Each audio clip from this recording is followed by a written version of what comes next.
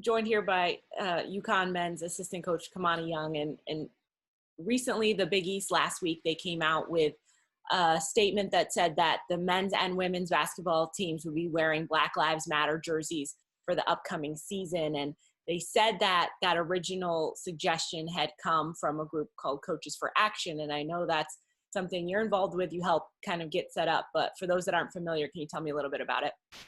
Yeah, Coaches for Action was an organization, myself along with a few other minority assistant coaches in the Big East. It started with myself, Kyle Neptune from Villanova, Dwayne Killings from Marquette, and Ivan Thomas from Providence College. It was a brainchild that we kind of got together about, following the George Floyd, killing. We just felt like as assistant coaches in the Big East, we had to do something to, one, for our own, kind of mental safety and voice out frustration. But again, be a reflection of our players and our families and the communities that we're from and where we coach. We thought it would make sense for us to create an organization, create some initiatives that we thought would bring awareness to social injustice and systemic racism, as well as help come up with some ideas that we felt could create some change. You guys were one of the first groups, even before the pros started back up, that were very vocal about having Black Lives Matter on the court, having it on your jerseys and being visible with it. And just why is that so important to you guys to be able to not only talk to the players about stuff like that, but also physically show that? Yeah, well, for us, it all started with a phone call. Like we're all kind of like, what is going on? Like what just happened? I lived in Minneapolis for 5 years. So I walked on those same streets with my children. I loved living there. I thought it was a safe place. I thought it was diverse. I never felt, something like that would ever happen at a place like Minneapolis, but it did. And we just said, if that can happen there, that can happen anywhere. That could happen to any one of us, any one of our children. So what can we do to, again, bring awareness to it and make sure something like this never happens again? Once we got on the phone with each other, we invited all the other 21 members, other 20 members, including myself. And we just came up with some ideas that we thought could help, create some change. The first thing we wanted to do was bring awareness, right? That this is going on. We're going to be a part of change. We're not going to sit back and let someone else do it and retweet and, just try to be some part of some social media campaign. We wanted to take action. That was, where our name was conceived from. And then again, it was one of our kind of core values. So we said, presenting something like this to the Big East Conference will bring awareness to our fans, to our players, to their families, to everybody that's watching across the country, that this is important and the lives of our young people, need to matter. It wasn't a political statement by any means. It was exactly what it means. Our lives matter. Black lives matter. The lives of everyone in our country matter. We just needed to be at the forefront of that right now. To hear the Big East come out, what I felt was a pretty strong, support of you guys. Is that, hopeful for you to know that, where you work and who you work with support what you're about? Mm-hmm. Well, the Big East has always been a trailblazer for opportunities for minorities. I mean, you think of one of the strongest minority head coaches in the history of our game, John Thompson. He's a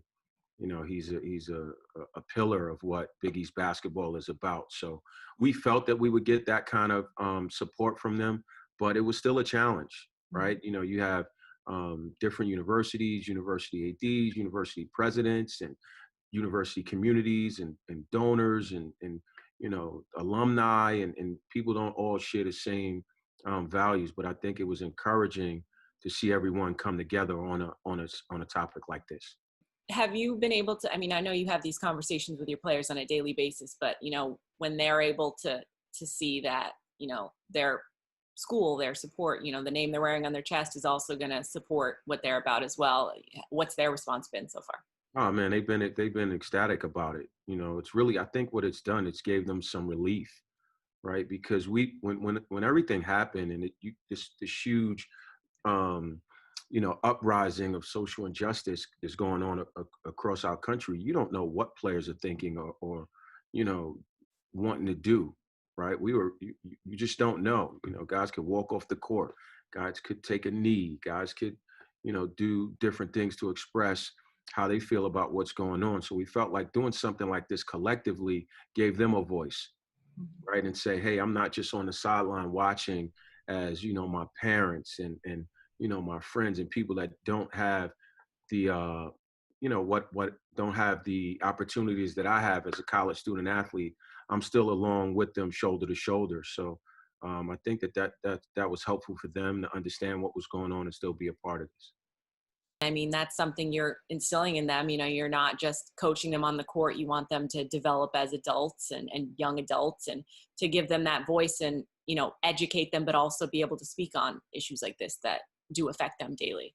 Yeah, absolutely. We want to give them some confidence. I mean, we've held weekly meetings probably for the last 2 months, right, with all of our members, and we've invited our student athletes. What we're calling like, program representatives, and we get them on there to share their experiences and how they're feeling about what's going on, and it's been great for them, right, for us to learn from them and for them to hear what we got going on and keeping them abreast of what we're doing daily to try to push this movement forward. Is there anything that you're working on or that you wanted to? Oh, absolutely. We came up with three initiatives from the start of our organization. The first thing we wanted to be, vigilant about was the BLM patch. We got that done. Second thing is we're going to host, voting campaigns on all our campuses. Just creating voter awareness. We're going to register every one of our players. We want to register students on our campuses across the Big East.